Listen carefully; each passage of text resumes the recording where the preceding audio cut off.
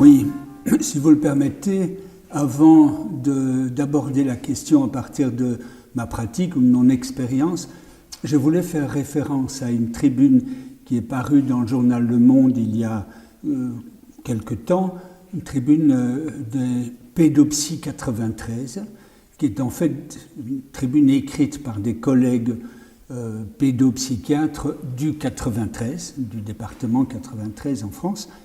Et je trouve cette tribune extrêmement précise sur les conséquences de cette diminution des moyens qui est-elle incontestable. Ces conséquences sont à la fois, je tire ça de cette tribune, mais je l'extrais comme telle, c'est à la fois des conséquences cliniques, quand on remarque les temps d'attente pour qu'un enfant soit pris en charge, temps d'attente qui vont parfois jusqu'à 18 mois, on est quand même absolument sidéré parce que sur le plan clinique d'expression des symptômes, en 18 mois, chez un enfant parfois jeune, c'est presque, enfin c'est un sujet qui a beaucoup changé entre-temps. Et donc les plaintes, les difficultés de départ, enfin sur le plan clinique, c'est totalement aberrant, il faut bien dire, au niveau des conséquences cliniques. Les conséquences éthiques ne sont pas moins graves, puisque ça impose pratiquement aux équipes de faire un tri entre les patients, ce qui est tout de même, disons, très violent. Et enfin, les conséquences sociales sont claires aussi, parce que ça touche finalement beaucoup plus les populations en situation délicate, en situation de pauvreté ou de pauvreté relative, qui ont moins accès aussi au secteur privé. Donc, je trouve que ces trois conséquences doivent être prises en compte quand on parle de ces diminutions de moyens, n'est-ce pas? Alors, mon expérience là-dessus, je ne suis pas pédopsychiatre français, je ne pratique pas la pédopsychiatrie à Paris, j'y reçois comme analyste, mais pas en psychiatrie. Par ailleurs, j'ai une expérience parce que j'ai fondé il y a un certain nombre d'années déjà une institution qui s'appelle Le Courtil, qui est située certes en Belgique, mais sur la frontière, en bordure de la grande agglomération de l'île Roubaix-Tourcoing. Alors je n'y travaille plus aujourd'hui, mais il y a quelques années déjà, étaient extrêmement sensibles les effets du manque de moyens. Et ça, c'est depuis lors aggravé. Dominique Holwood, qui est le nouveau directeur du Courtil, et qui je pense viendra aussi dans cette série intervenir, en parlera sans doute. Mais cette diminution drastique de moyens, au fond, a pour conséquence de rendre de plus en plus difficile de soutenir correctement un travail très spécifique orienté sur la psychanalyse. J'irais jusqu'à dire qu'après tout, la visée de cette réduction des moyens, elle est certes de réduire le coût pour la société, mais elle est aussi de réduire au silence les sujets. Alors je ne dis pas que l'intention des politiques et des responsables administratifs qui diminuent les moyens, que leur intention elle est en cause, mais pour nous, la visée, c'est les effets, n'est-ce pas? On est responsable des effets des décisions qu'on prend.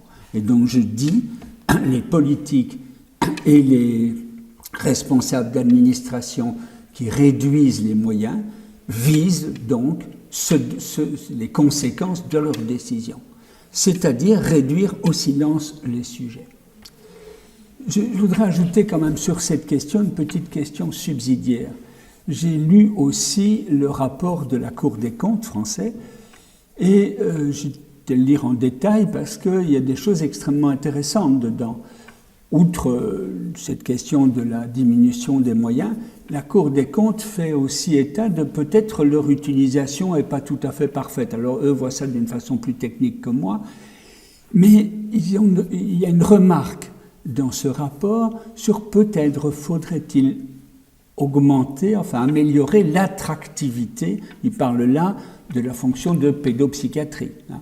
Eh bien, je trouve que je ne le prends pas du tout de la même manière qu'eux, si je peux dire. Je ne sais pas d'ailleurs ce qu'ils veulent dire tout à fait avec attractivité, mais il me semble qu'on ne peut pas oublier que cette diminution de moyens est parallèle à un autre mouvement qui touchent la psychiatrie française et plus largement d'ailleurs, en tout cas belge, mais probablement européenne.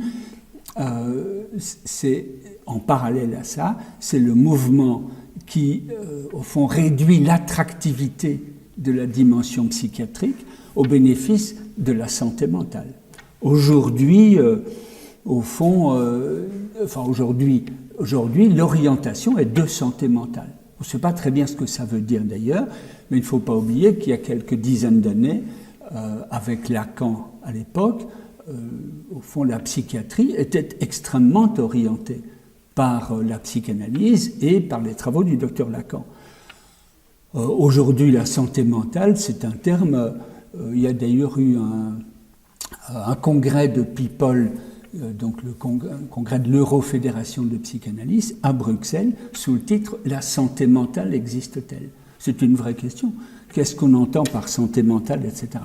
Toujours est-il que ce passage d'une psychiatrie orientée par la psychanalyse à la question de la santé mentale est un passage de l'importance de l'écoute de la souffrance à la norme. La santé mentale, tout ce qu'elle peut être, c'est une norme.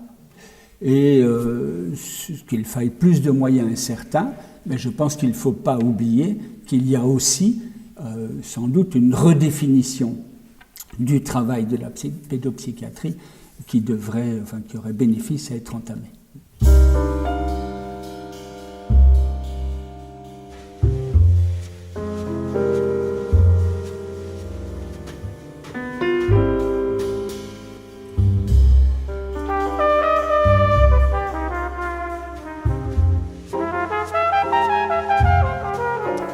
Oui, vous avez raison de dire que c'est une question en parallèle, parce que ça l'est, ça nourrit d'ailleurs, cette question nourrit d'ailleurs la question de la réduction des moyens.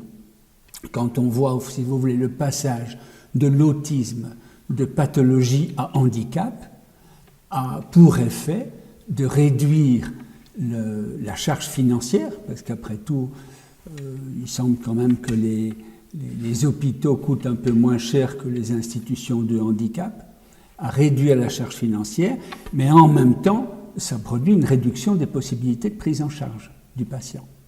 N'est-ce pas, dans un livre récent qui s'intitule « Attention à peur », qui est un livre sur l'autisme dont j'ai récemment rendu compte dans un petit papier, eh bien, dans ce livre, des parents témoignent de ce qu'une fois le diagnostic d'autisme posé pour leur enfant, cet enfant qui, au fond, était suivi dans un hôpital de jour, a dû quitter l'hôpital de jour parce qu'il ne pouvait pas prendre en charge l'autisme, qui est un handicap.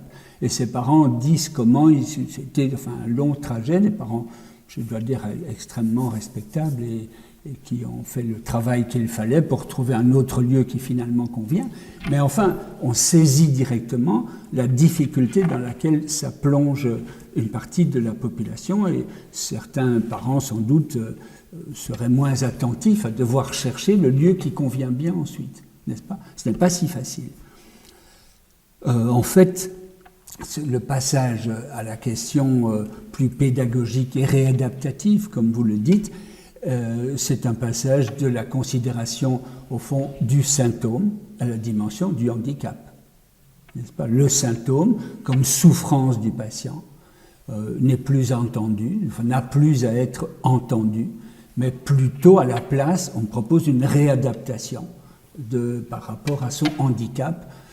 Au fond, la référence aux neurosciences, qui par ailleurs sont des sciences d'un grand intérêt, mais la référence à ces neurosciences servent essentiellement au fond, comment dirais-je moi, de point d'appui, mais en même temps de semblant, n'est-ce pas, par rapport aux nécessités de s'occuper ainsi d'une adaptation du jeune à la société d'aujourd'hui, plutôt que de s'intéresser à l'ensemble de sa personnalité. À la place, au fond, les techniques ABA, Teach ou tout simplement les techniques pédagogiques, disons, viennent se substituer à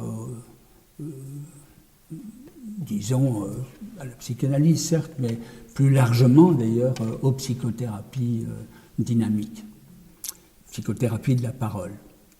Il y a d'ailleurs toute une catégorie de sujets, ceux qui sont identifiés comme 10, n'est-ce pas, dyscalculie, dyslexie, etc., qui d'emblée sont vus non pas dans la dimension d'un problème de personnalité, d'une souffrance subjective qu'ils auraient, mais des sujets immédiatement lus comme présentant un défaut technique qu'il faut donc adresser à des techniciens de ces matières-là. D'ailleurs, enfin, ces techniciens font à l'occasion un très bon travail, et je ne pense pas qu'il faut éviter ça, mais cet envoi automatique vers les techniques pédagogiques évite de se poser la question de la souffrance de l'enfant. C'est encore plus fort d'ailleurs quand on pense au terme de dyspraxie, qui est un terme, il faut bien dire, extrêmement flou du point de vue médical et qui très équivoque et qui évoque d'ailleurs davantage des situations d'enfants un peu égarés plutôt que d'enfants présentant, disons, un problème de type pédagogique. Enfin, cette tentative d'objectiver médicalement les choses produit un effacement du sujet, n'est-ce pas, et de ces souffrances qui n'entrent pas dans ce calcul.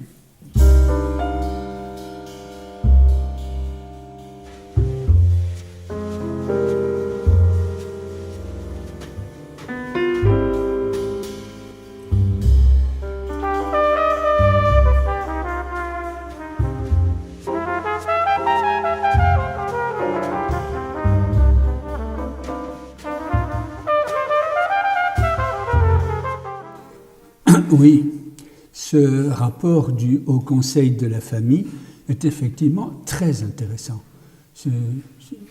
Au-delà de la dimension des chiffres, c'est vraiment un rapport à examiner de près. C'est-à-dire qu'au-delà de la dimension des chiffres, ils étudient, ils examinent avec la littérature scientifique, enfin médicale, la pertinence de l'usage des médications, enfin, de l'ensemble des médications qui se donnent dans le champ psychiatrique, mais spécialement des antidépresseurs et des médicaments du type Ritaline, c'est-à-dire des excitants qui se donnent pour un effet paradoxal dans les troubles de l'attention avec hyperactivité. Alors, d'abord pour les je voudrais prendre ça un peu en détail. D'abord pour les antidépresseurs, leur étude est très construite, leur rappel d'une série d'études existantes en se soutenant de nombreux articles médicaux, et notamment de cet article qui quand même a fait, dont on a beaucoup parlé à l'époque en 2011 quand il est paru, un article dans le réputé British Journal of General Practice, qui, dans une étude extrêmement large, met en cause l'efficacité, simplement, des antidépresseurs. L'efficacité réelle. Et ils ajoutent aussi, ce qui me paraît très important, qu'au fond, il n'y a pas d'études suffisantes sur l'innocuité à long terme de ce type de médication.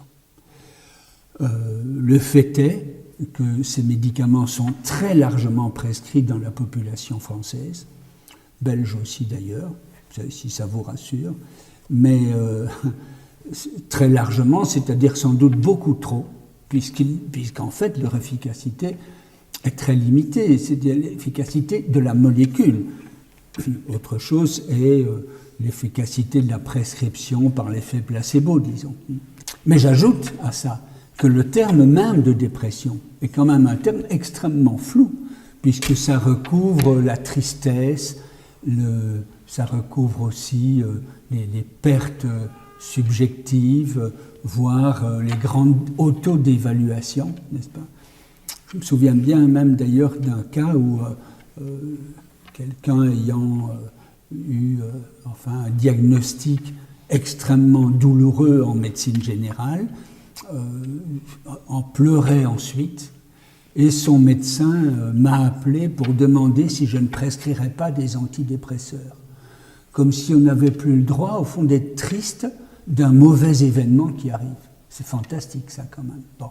Alors que ça se prescrive dans ces conditions-là, de surcroît aux enfants et aux adolescents, personnellement, j'y suis fermement opposé, et je pense qu'aucun effet bénéfique de type psychiatrique ne justifie ça. C'est mon avis, mais je vois bien comment, au fond, au contraire, en prenant le temps de parler, on aide bien plus ces enfants qui sont dans une phase à l'occasion un peu basse, disons, de tonus. On les aide bien plus à remonter la pente qu'en prescrivant des médicaments extrêmement douteux, comme ça. Pour ce qui est, par contre, les médicaments prescrits dans les troubles de l'attention, donc les excitants de type Ritaline, là, d'abord, je ferai une première remarque, c'est que c'est évidemment, ça cherche un effet paradoxal. C'est un excitant pour calmer. Bon. Mais il faut reconnaître que dans quelques cas, quand c'est bien calculé, ça donne des effets positifs. Cependant, là aussi, il me semble que clairement, c'est beaucoup trop prescrit par rapport à ces quelques cas. Et une fois que c'est entamé, c'est très difficile d'arrêter. Donc, je reconnais la pertinence occasionnelle que peuvent avoir ces médicaments, mais je ne suis tout de même pas très favorable à leur prescription, et certainement pas trop large. Alors, plus généralement, sur l'augmentation sensible des prescriptions de psychotropes, je dois dire que mon expérience, encore une fois, au Courtille, était pour moi assez frappante dans les dernières années où j'y travaillais, ce qui remonte déjà à quelques années, mais je ne doute pas que ce mouvement s'est poursuivi. Dans les dernières années où je travaillais, de plus en plus d'enfants arrivaient dans l'institution avec déjà de nombreux médicaments. C'est-à-dire, la prescription avait sensiblement, enfin les prescriptions de base avaient sensiblement augmenté, et d'une manière, au fond, qui ne me paraît pas a priori justifiée. Remarquez que là, on est dans le contexte français, mais il vient d'apparaître dans le grand journal belge Le Soir. Il y a eu un article il y a un jour ou deux sur, en effet, l'excès de prescription ainsi de médication psychotropes en Belgique, qui est absolument parallèle à ça. C'est un mouvement très large. À quoi correspond cette augmentation des prescriptions ? On peut se poser la question. Certains disent qu'il y a une aggravation des pathologies. Ça me laisse pas très convaincu. Ça me laisse pas très convaincu. D'autres disent oui, mais avec le Covid, etc. C'est vrai que le Covid a eu des effets de difficultés pour un certain nombre de jeunes, mais cette augmentation des neuroleptiques, elle a continué pendant le Covid, mais elle est déjà antérieure. Donc il ne me semble pas que tout ça explique ça. Je pense que par contre, une des raisons qui me paraît difficilement contestable, c'est la diminution des moyens accordés à la pédopsychiatrie. Parce qu'au fond, s'il n'y a pas assez de moyens, et s'il y a des listes d'attente, la réponse attendue doit venir plus vite, et elle est mécaniquement, plutôt que de pouvoir prendre le temps d'écouter, on fait une prescription. Et je ne condamne pas là-dessus les psychiatres qui sont amenés à faire ça pour répondre rapidement au désarroi des familles et une souffrance d'un enfant. Je ne pense pas qu'ils ont raison, mais je comprends ce qui les amène à le faire. C'est d'abord cette diminution des moyens, catastrophique, il faut bien dire. J'ajoute, parce que je veux être clair sur cette question des médicaments, que je ne suis pas globalement opposé à l'usage de médications psychotropes lorsque c'est vraiment utile. Je suis opposé à l'usage d'antidépresseurs pour les enfants et adolescents. Je pense que c'est inutile pour les adultes aussi, mais ne le dites à personne. Mais par contre, je pense qu'en effet, dans certains cas, des neuroleptiques à des doses faibles, raisonnables, pour apaiser des situations très envahissantes pour le sujet dans les phénomènes élémentaires, sont utiles. De même, dans les troubles de l'humeur, à l'occasion, les troubles d'humeur graves, à l'occasion des médications, ont des effets tout à fait utiles. J'ajoute juste, pour conclure, que personnellement, je ne prescris pas, ou extrêmement rarement, parce que je reçois comme psychanalyste, et si pour un patient, je reçois évidemment parfois des patients, disons, qui sont un peu de psychiatrie générale quand même, si pour un patient, j'ai l'idée qu'une prescription pourrait être utile, je l'envoie à un collègue psychiatre, simplement pour que là-dessus, la parole ne se réduise pas à un effet de prescription. Voilà.